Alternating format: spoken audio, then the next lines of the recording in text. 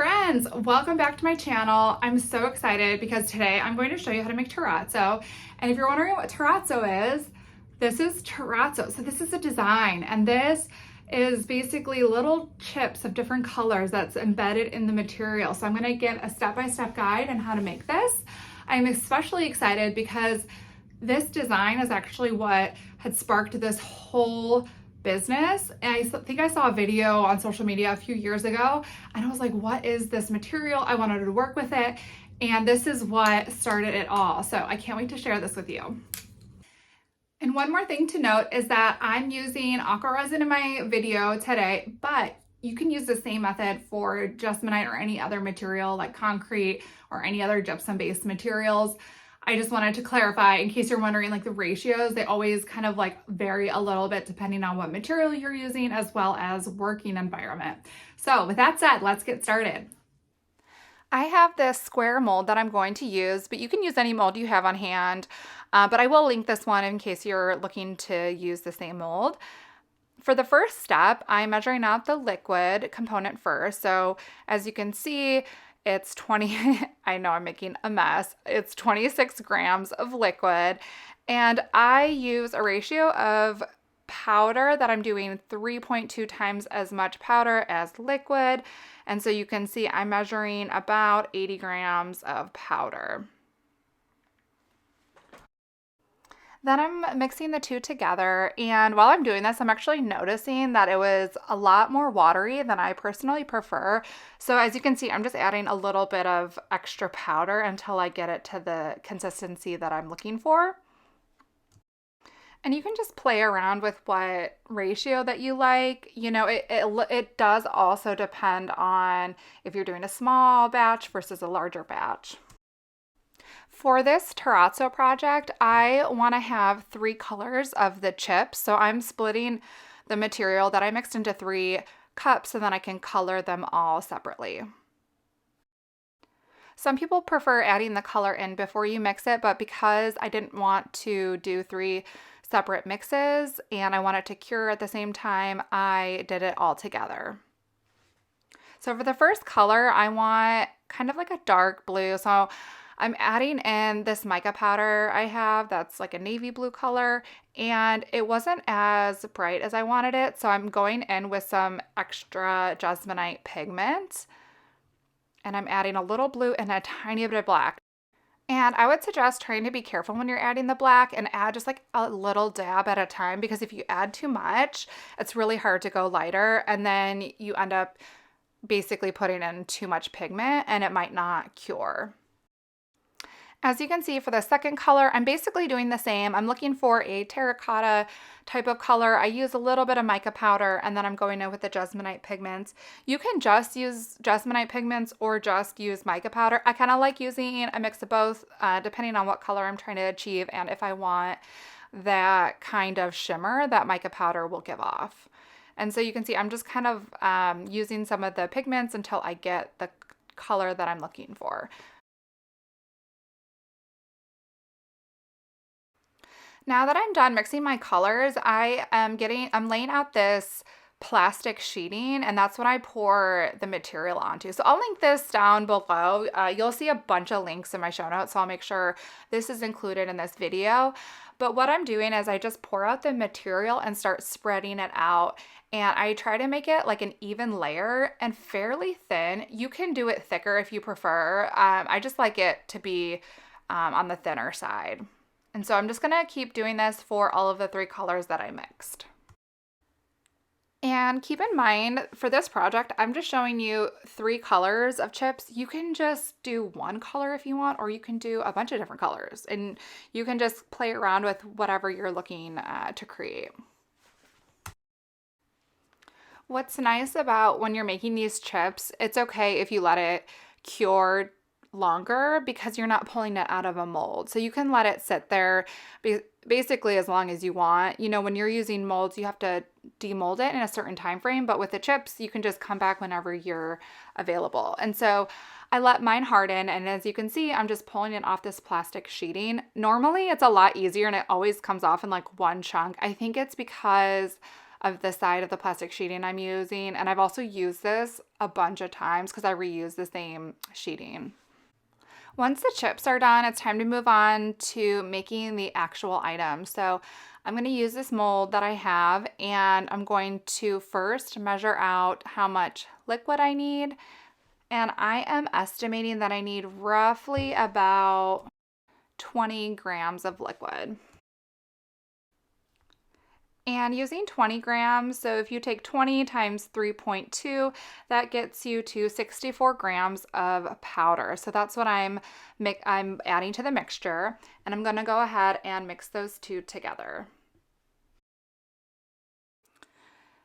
I always recommend to be very thorough with your mixing to get all of the clumps out. So I always say, if you think you're done mixing, keep mixing more to make sure that it's as smooth as possible.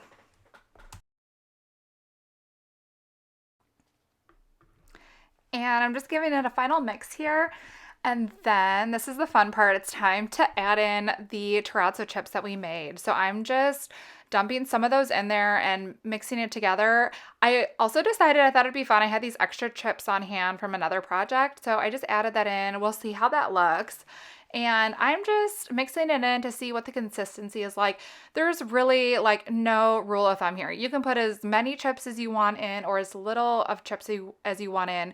The thing to keep in mind is that the more you put in, the easier it will be to reveal those chips when you're sanding the project. So I'm gonna go ahead and pour it all in. I like to do it a little bit at a time because sometimes, depending on the mold, the chips kind of take a little bit longer to settle into the mold. So I'm just gonna do this in a couple different phases and then keep shaking the mold to get the material to fall into place. Once you've put all the material into the mold, I am shaking it quite a bit, vibrating it, banging the walls just as much to try to minimize the amount of air bubbles, because once you're sanding it, you're also going to expose the layers beneath. And so I definitely wanted to minimize that as much as possible. And I realized I did not mix enough material. So this is just how it goes sometimes. So I tried to fill it in with extra chips, still was not doing the job. So I ended up having to make a little bit of extra material to finish filling the mold fully. Then you'll want to let it fully cure and harden. So I like to cure mine somewhere between 45 minutes and an hour, depending on the day and the temperature and my working environment. But I always keep checking on it to make sure it's fully warm to touch and that it has a hard feel to it. And then I go ahead and I take it out of the mold. And as you can see, like you can already see some of the chips because I put quite a bit of chips in here. And also because the base color is white, you'll be able to see those chips a lot better. If you were doing black, it'd be probably pretty hard to see, but you can see them already quite a bit, but we're still gonna go ahead and get to sanding. I'm going to show you how to dry sand this. If you watched my checkered coaster video, you'll know that I did wet sanding in that video, so this one's going to be for dry sanding. I tend to like dry sanding if there's a lot more edges just because I have limitations physically, and this sander helps me out so much. So this is called a random orbit sander, and I'll definitely link it down below. And what you'll want to do is make sure that it's connected to a shop vac, because if you don't, there's going to be dust and sand everywhere. And so what these holes do is it sucks up all of the dust while you're sanding. So I'll also link the sanding discs as well. But what I'm going to do is I'm going to start off with an 80 grit sandpaper. You can do as many levels as you'd like, but I'm going to start off with the 80 grit. And what I'm going to do is make sure that I have a pair of gloves on because I have definitely sanded my fingers before and it does not feel great. So make sure you're protecting yourself as well as wearing a dust mask and eyewear. And then you can go ahead and get started, and you can just do as much as you need for your project. So I'm just kind of peeking in to see how much I'm revealing. And so what I like to do is make sure that I'm revealing everything because the 80 grit is the harshest level of sandpaper. So make sure that you can reveal it all within the 80 grit. And then what we'll want to do is then move up to 120 grit and then 220 grit and basically just repeat this process. So I'm going to switch out the sanding paper, and I'm going to switch it to the 120 grit. And so then I'm just gonna, it Velcros on, it's pretty easy. And I'm just going to give this a sand, and then I'm gonna do the same thing with 220 grit. So this is looking pretty good to me, so I'm going to stop here, and now it's time to seal the product.